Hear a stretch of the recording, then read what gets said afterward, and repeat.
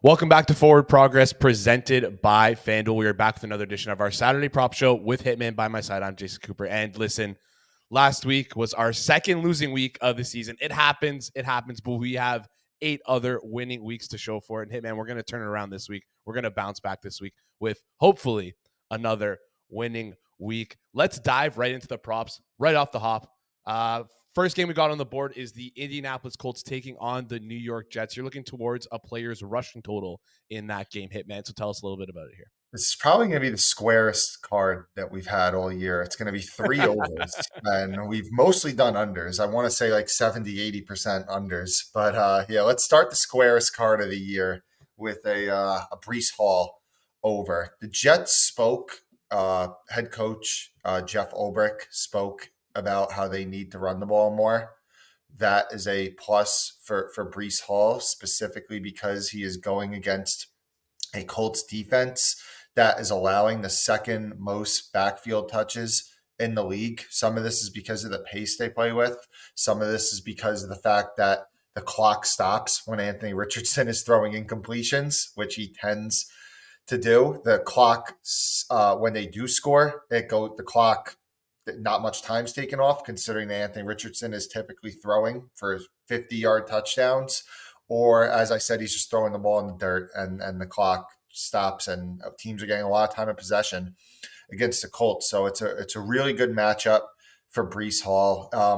Todd Downing, their offensive coordinator, when asked about Braylon Allen getting a little bit more touches, specifically said that to get Allen more touches, we have to take Brees Hall off the field, and we don't want to do that. If we have a big lead, then Braylon will get touches. So Braylon's workload is pretty secure in a game that they're talking about running the ball a lot more in a matchup that is very favorable for running backs. So we'll go with Brees Hall over 64.5 rush yards. I would go up to 66.5 on that. Sounds good. And right now, looking at the board, FanDuel has a minus 113 towards the over at 64.5. It's by far the best price in market here. There's a couple 65s out there, but FanDuel, if you're looking to play this one, make sure you play it over on FanDuel. Getting into our next game, the Miami Dolphins taking on the Las Vegas Raiders. Miami at home here. And like you mentioned before, Hitman, we got a square card here. We got a couple overs. We have another rushing over, so tell us about it. Devon Achane, Miami Dolphins running back. We're going over.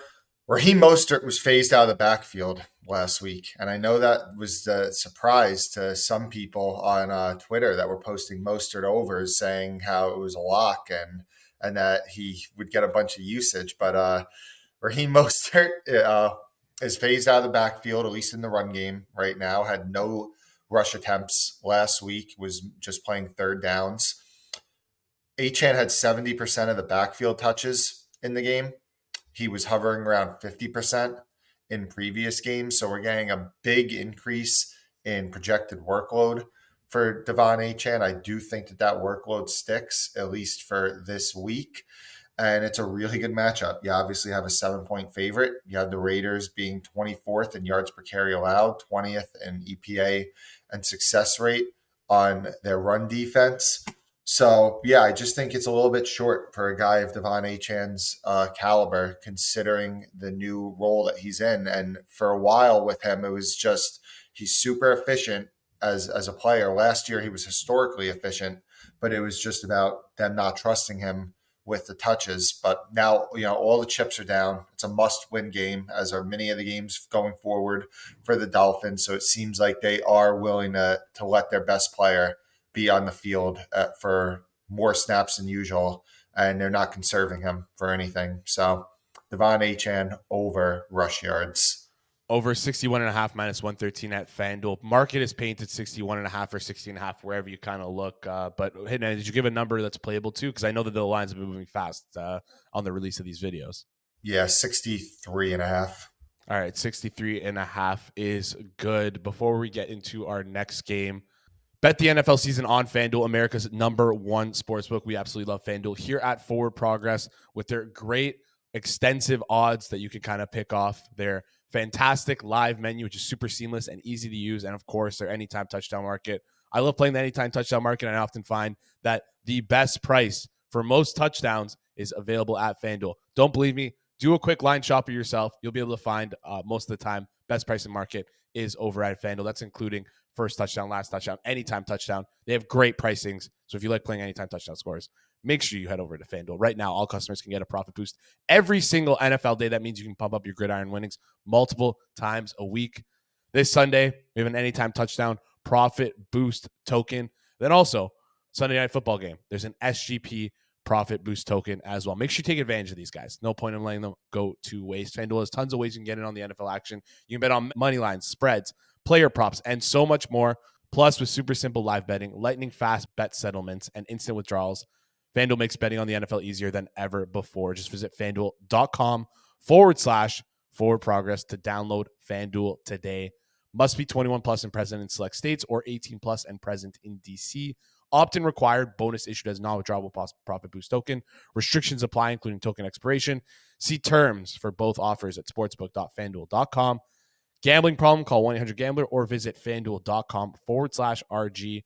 Call 1-888-789-7777 or visit ccpg.org/chat in Connecticut or visit mdgamblinghelp.org in Maryland. Hope is here. Visit gamblinghelplinema.org or call 1-800-327-5050 for 24/7 support in Massachusetts or call 1-8778-HOPE-NY or text HOPE-NY in New York. Hitman, heading into our last game here.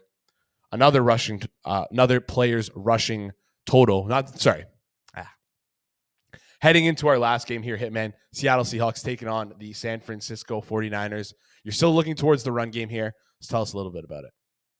Kenneth Walker, over 14.5 rush attempts. Now, if you look at the box scores, he's only done this twice this year, but there's been a lot of fluky stuff in him not getting more carries this year. We know that he's the guy in the backfield. Walker 2 weeks ago in their last game against the Rams had 25 carries to Zach Charbonnet's 2. The Seahawks have talked about wanting to run the ball more. Just sometimes it hasn't come to fruition for whatever reason, whether it's just game script or it's stuff like, for example, you look at the Buffalo game, they got absolutely blown out in that game. He only finishes with 9 carries. You look at the Atlanta game, that's a game that they won. You see only 14 carries. Well, why did that happen? He had a flu game that game where he shared a lot more work with Zach Charbonnet. San Francisco game a month ago, 14 carries in that game, getting beat by 2 scores at halftime. The Giants game didn't have many carries. They got absolutely destroyed in time of possession that game. The Detroit game, Detroit at that time was the biggest pass funnel in the league. And again, another game they lose by 2 scores, and he's coming up just short of 14 carries. So I just think that Walker, he has this backfield all to himself right now. Like Zach Charbonnet is a non-factor. It's a team that has talked about constantly needing to run the ball more. Yes, there's a chance as 6.5-point underdogs that this game script gets away from them again, and they're not able to run it as much. But Kenneth Walker profiles as a guy to me that with his workload and his talent ability, this is a guy that pretty soon at some point this year, we're going to be seeing him pretty consistently, in my opinion, in the 16.5, 17.5 carry range. And I just want to get a little bit ahead of it. So Kenneth Walker over 14.5 rush attempts. We're getting plus 100 on that. I wouldn't bet it to 15.5, but I would go to minus 130 on the juice. All right, sounds good here. And 14.5 plus 100 across the board. There's some 13.5 out there that are pretty juiced. Hey man, would you rather take those 13.5s that are more juiced than the 14.5 at plus 100? It depends on what the price is. Like, just top of my head, I would say 13.5, like minus 130-ish is comparable to 14.5 plus 100.